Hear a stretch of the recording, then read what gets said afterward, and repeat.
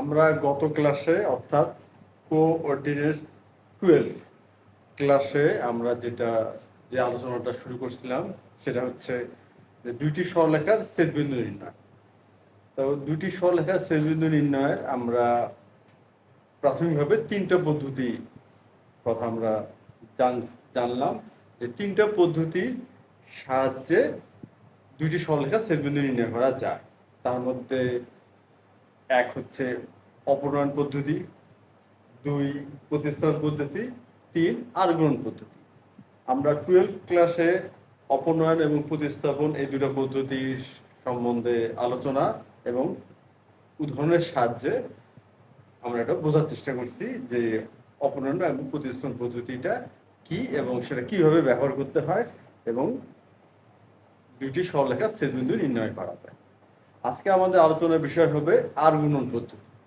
আর্গুণন পদ্ধতির সাহায্যে কিভাবে এক্স এবং ওয়াই এর মান নির্ণয় করে সরলরেখা দুটির ছেদবিন্দু নির্ণয় করা যায়। এখন আমরা দেখি আর্গুণন পদ্ধতির কি এবং সেটা কিভাবে প্রয়োগ করা যায়। প্রথমে আমরা এক্স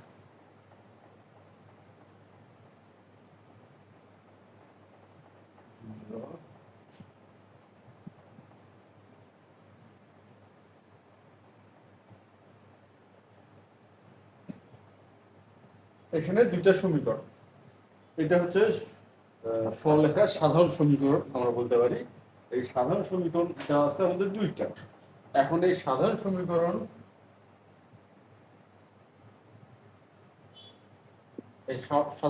দুটো আমরা ব্যবহার করে আর্গুণ পদ্ধতিটা দাঁড় করাবো বা প্রতিষ্ঠা করবো। এখন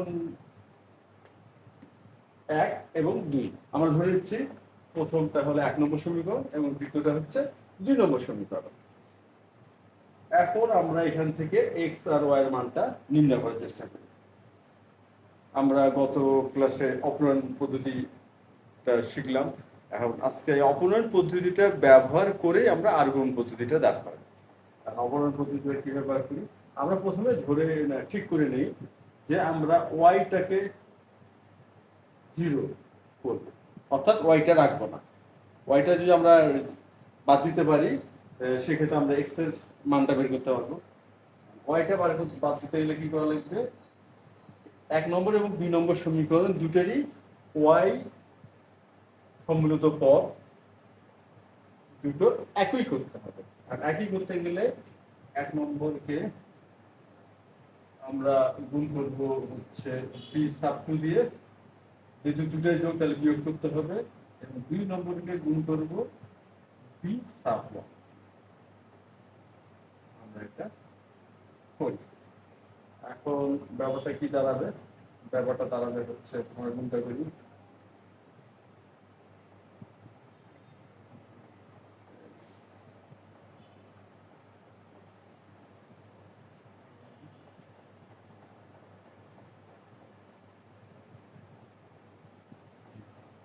এটা হচ্ছে 1 নম্বরের কাজ হলো। এখন 2 নম্বর বি সাব 1।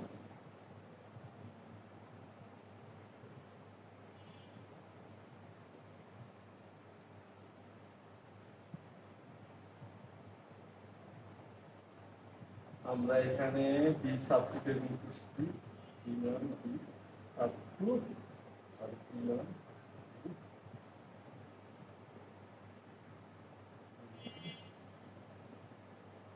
তাহলে আমরা কি করলাম, 1 নম্বর সমীকরণকে বি সাব 2 দিয়ে গুণ করলাম, তাহলে প্রতি ক্ষেত্রে বি সাব 2 গুণ আকারে চলে আসলো। আর 2 নম্বর সমীকরণকে বি সাব 1 দিয়ে গুণ করলাম, প্রতি ক্ষেত্রে বি সাব 1 গুণ আকারে চলে আসলো। এখন আমরা দেখি, যেহেতু আমরা বিয়োগ করব, চিহ্ন পরিবর্তন করব। চিহ্ন পরিবর্তন করার পর দেখা গেল যে বি1 b sub 2 y, b sub 1 b sub 2 y, এই দুটো পদ এক হয়ে গেছে, অর্থাৎ এখানে 0 হয়ে গেছে।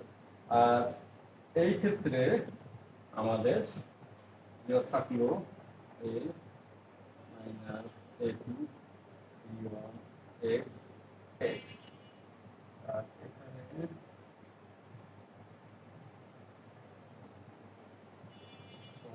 জি, বা আমরা এখান থেকে এক্স কমন নিতে পারি।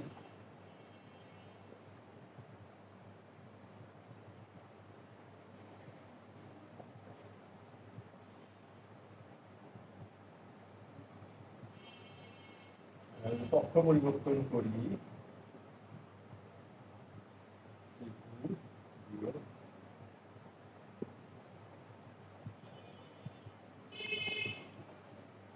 বা এখন আমরা কি করতে পারি, এখন আমরা যদি পক্ষ পরিবর্তন করি, এটা গুণ আকারে আছে, আর এইখানে আমরা চাইলে ওয়ান লিখতে পারি, গুণ গুণ ওয়ান লিখতে। আচ্ছা, এটা তো মানে কোনো পরিবর্তন হলো না। এখন আমরা কি করতে পারি, এইটুকু অংশ আমরা যদি সাইড চেঞ্জ করি, তাহলে এটা যদি গুণ আছে এই পাশে গেলে হবে ভাগ, আর এইটুকু অংশকে যদি আমরা এই পাশে নিয়ে আসি, এটা গুণ আছে এই পাশে আসলে হবে ভাগ। সেক্ষেত্রে কি দাঁড়াচ্ছে, এক্স বাই বি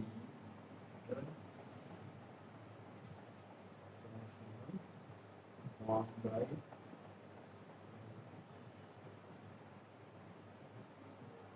আমরা একটা সম্পর্ক পেয়ে গেলাম, আমরা এরকম একটা সম্পর্ক পেয়ে গেলাম। এখন আমরা এটা আমরা এক্স নিয়ে একটা সম্পর্ক নির্ণয় করি। এখন ওয়াই ওয়াই কে ধরে আমরা এই ধরনের একটা সম্পর্ক দাঁড়া করার চেষ্টা করব। সেহেতু এই ক্ষেত্রে আমরা কি করব, এক্স সম্মিলিত পদকে শূন্য করব, অর্থাৎ এই পদটা আমরা রাখবো না। এটা যদি আমরা বাদ দিতে চাই, সেক্ষেত্রে কি করতে হবে, 1 নং গুণন এ সাব 2 বিয়োগ 2 নং গুণন এ সাব 1 করে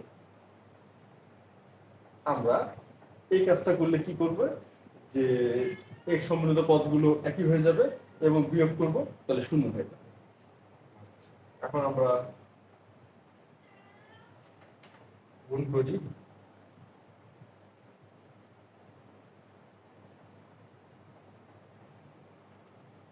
এ সাব 2 দিয়ে গুণ করলাম, এখানে a sub 2 a sub 2 a sub 2, প্রতি ক্ষেত্রে এ সাব 2 গুণ আকার চলে আসবে, আর শূন্যকে যাই দিয়ে গুণ করি শূন্য হয়, এই জন্য এখানে শূন্য হলো। এখন আমরা কি করব, 2 নম্বরকে এ সাব 1 দিয়ে গুণ করব, এ সাব 1 দিয়ে 2 নম্বরকে গুণ করব। সেই ক্ষেত্রে কি হচ্ছে,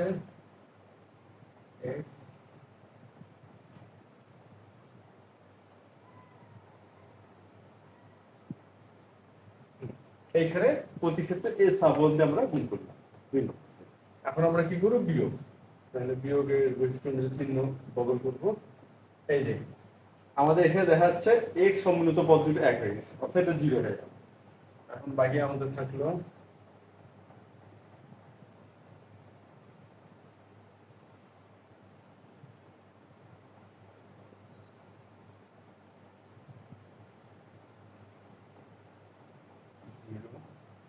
এখানে আমরা যদি ওয়াই কমন নেই,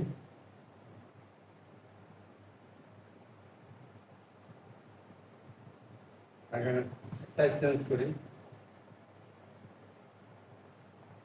আমরা এখানে কি করলাম, এখান থেকে আমরা ওয়াই কমন নিলাম এবং আমরা সাইড চেঞ্জ করলাম।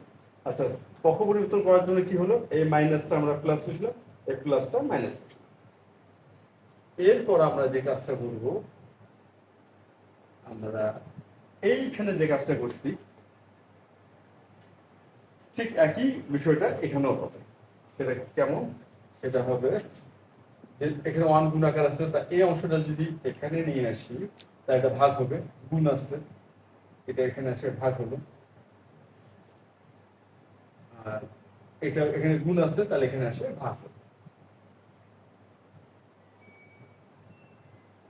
এটা আমরা এখানে এক্স ধরে একটা সম্পর্ক দাঁড় করালাম, এখানে ওয়াই ধরে একটা সম্পর্ক দাঁড় করালাম। এখন আমরা একটা বিষয় খেয়াল করি, এখানে আছে a sub 1 b sub 2, R a sub 2 B sub 1, আর এখানে a sub 2 B sub 1 a sub 1 b sub 2। এখন ব্যাপারটা একটু খেয়াল করে দেখা যায় যে এটা বিপরীত হয়ে আছে। এটা দেখতে যেমন, এখানেও যে দুটো পদ আছে এখানে হুবহু সেই দুটো পদই আছে, শুধু চিহ্ন বিপরীত। এখানে যেটা প্লাস এখানে সেটা মাইনাস।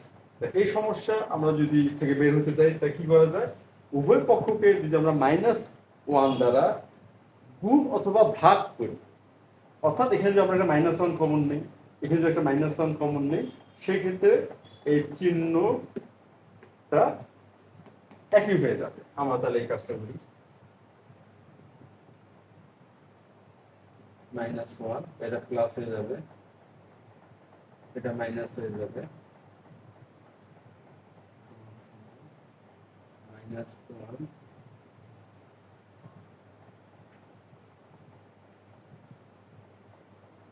এখন আমরা এই যে পাইলাম, আর এটাও -1, এটাও -1, ভাগের বর্জনবিধি অনুযায়ী উভয় পক্ষে যেহেতু -1 ভাগ আকারে আছে, এটা আমাদের বাদ দিতে পারবো।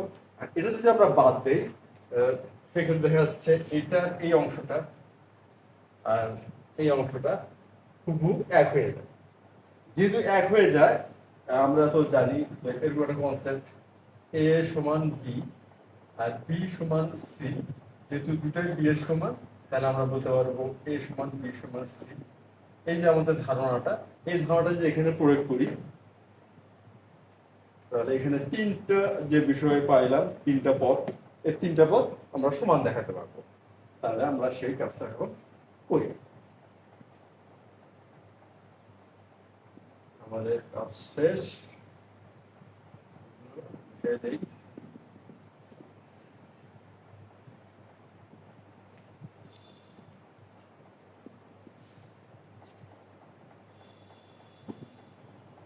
এখন আমরা লিখতে পারবো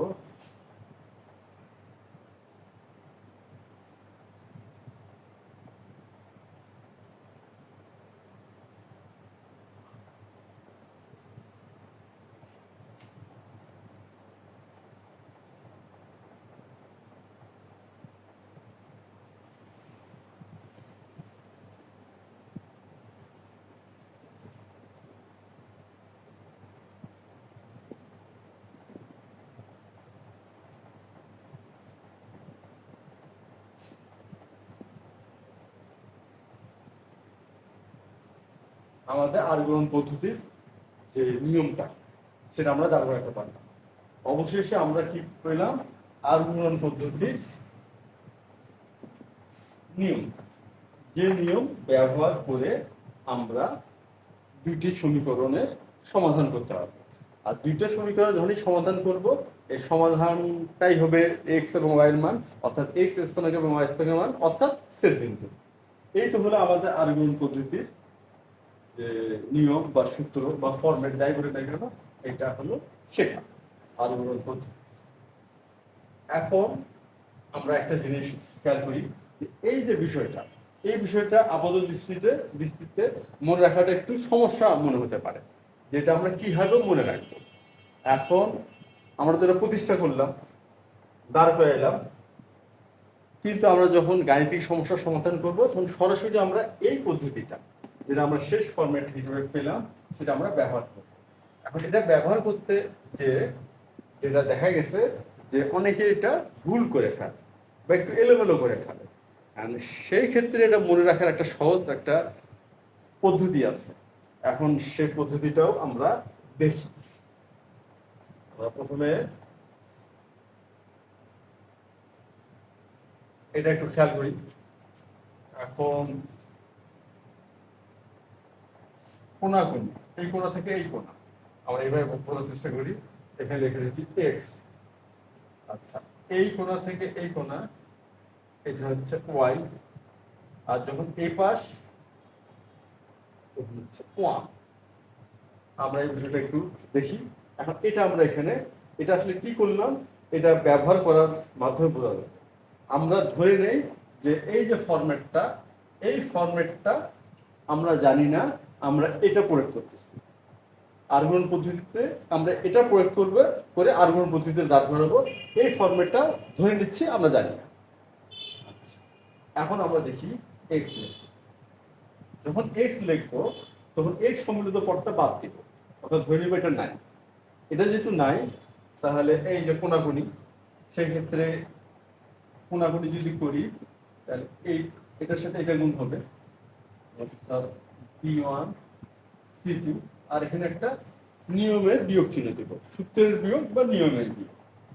আর যেহেতু এটা আমরা এভাবে গুণ করছি, তাহলে অন্যটা করবো উল্টা দিক দিয়ে, সেই ক্ষেত্রে আসবে B2 C1।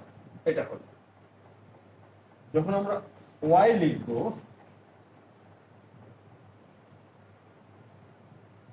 তখন ধরে নিব y সম্মিলিত পদটা নাই, y সম্মিলিত পদটা নাই, এটা বাদে আমরা গুণ করার চেষ্টা করবো এই কোণা থেকে এই কোণা। সেক্ষেত্রে a sub 2 এর সাথে c sub 1 গুণ হবে, a sub 2 এর সাথে c sub 1 বিয়োগ, এটা নিয়মের বিয়োগ। এখন বাকি দুটো থাকবে, গুণ করব a sub 1 c sub 1। যখন আমরা 1 নিব তখন ধরে নিব ধ্রুবপদটা নেই, আর ধ্রুবপদ নাই তখন আবার এই কোণা থেকে এই কোণা, তাহলে a sub 1 থেকে s b sub 2, a sub 1 b sub 2। আচ্ছা, এটা আমরা গুণ করলাম, তাহলে অপোজিটে এটা গুণ করছি, এই ক্ষেত্রে এখন গুণ হবে এটা, অর্থাৎ a sub 2 b sub 1। আমরা এই পদ্ধতিটা বা এই টেকনিকটা পদ্ধতি আমরা এই বিষয়টার সাহায্যে এটা দাঁড় করাতে পারি। এখন আমরা মিলাই দেখি, আমরা যেটা গাণিতিকভাবে দাঁড় করেছি আর এখন যেটা দাঁড় করালাম এই এখানকার একটা পদ্ধতি ব্যবহার করে, সেই দুটো কি একই আসছে?